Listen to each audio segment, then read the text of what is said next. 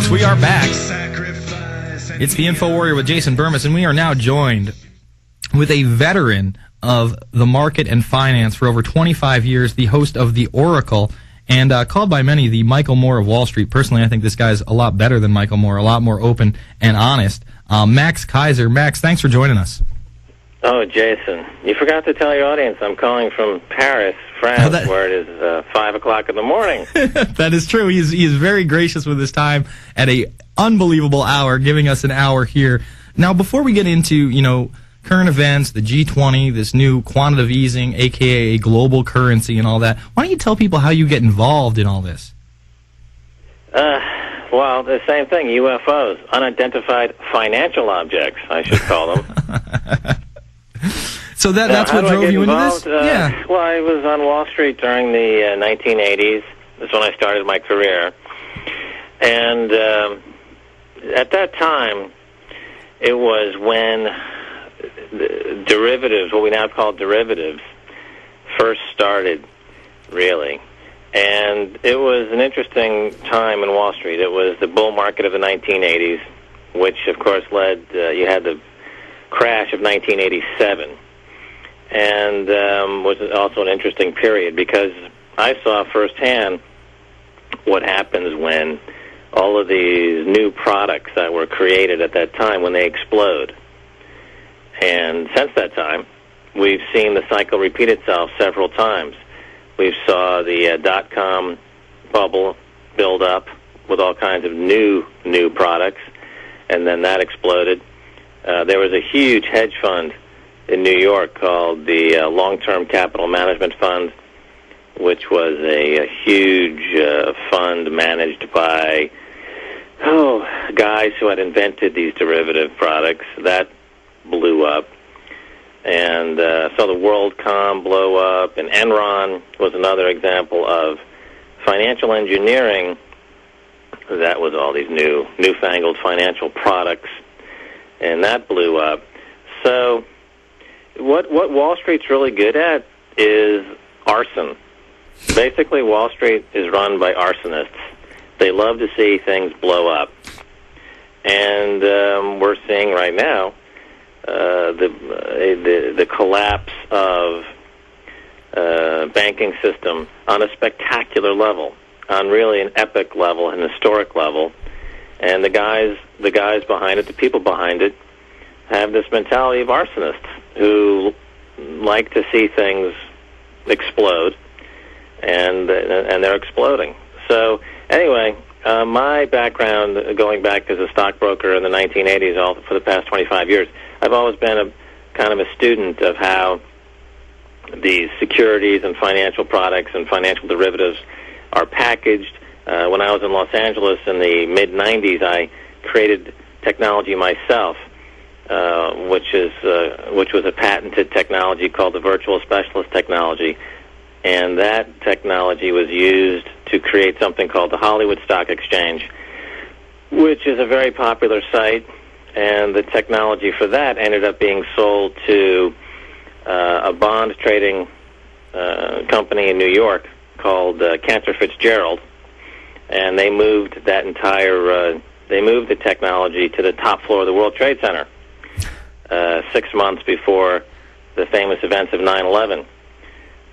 So that's how I've expressed before some insight into the 9/11 events. That's part of the reason why I have some insight into those events. And so I've been observing these technologies. I've created these technologies all the way to the present. To flash forward to the present, Jason, I've just created a new technology and a new. I hear the music coming in. Yep, we're going to talk about that new. The first commercial. Already hit that first commercial. It's a short one here. We're going to come back. We're going to talk about that new technology and the current financial events in the world with Max Keiser. It's the InfoWarrior with Jason Bermas, PrisonPlan.tv, Infowars.com.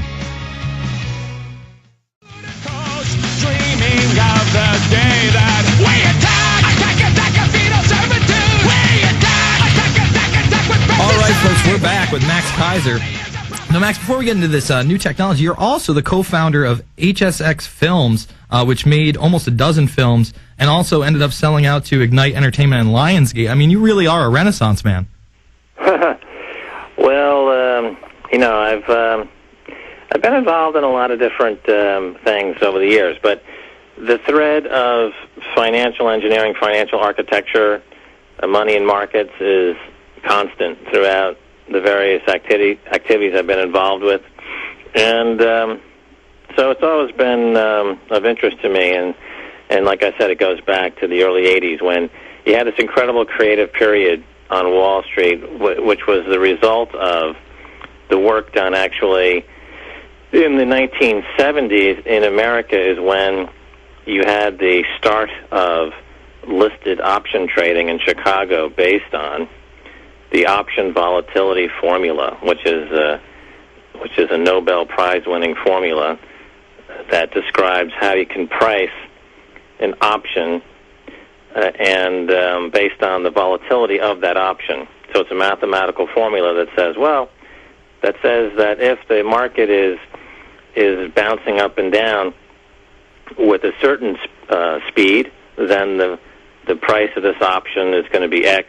If the market's bouncing up and down at a different speed, then the option is going to be worth Y. And this is the beginning, Jason, of the problem, really, because it was then that you saw bankers start to create products that were not based on stocks and bonds as we know them, as we understand them, but based on volatility, based on outlying events, based on things other than the company, let's say, it represents. Instead of buying IBM, for example, you're buying an option on IBM, and then you're buying an option on an option, and then an option on an option on an option. And this is what started 30 years accumulation in the system of what we now call derivatives, which are just, now there's over $500 trillion worth of these things in the system, even though the entire global GDP, the entire global output for the world is not even 1/10 that amount. So the total amount of these derivatives, of these financial products, is 10 times greater than the entire output of the world, and that means it's 40 times greater than the entire output of the United States. And this is the reason why every time Treasury Secretary Geithner throws another $1 trillion into what's called the financial crisis, why it doesn't seem to have any impact, because although he's throwing in $1 trillion and $2 trillion and $10 trillion and $12 trillion, which sounds like a lot of money, the problem is closer to $500 trillion. So he's just throwing, he's showing. I always say showing up to a gunfight carrying a knife. He's just, the scale of the problem is a lot bigger than any of the solutions right now. And this is why the crisis is not going away. In fact, the crisis is getting worse because Geithner is taking such small steps to fix the problem. He's actually just exacerbating the problem, because the bankers are using the money that they're being given by the federal government to create more of these derivative products. And we saw that last week when the announcement was made at the G20 meeting that they're now going to beef up the operations over at the International Monetary Fund, the IMF. Now, what that means is that they're going to take hundreds of trillions of dollars worth of these derivative products, they're going to repackage them, and they're just going to dump them into the IMF. So they're not going to, in other words, instead of not trying to get rid of them, they're just trying to repackage them and sell them. Why? Because they take a fee every time they do that. So now we just put the problem into another vehicle, the IMF, and it gets bigger.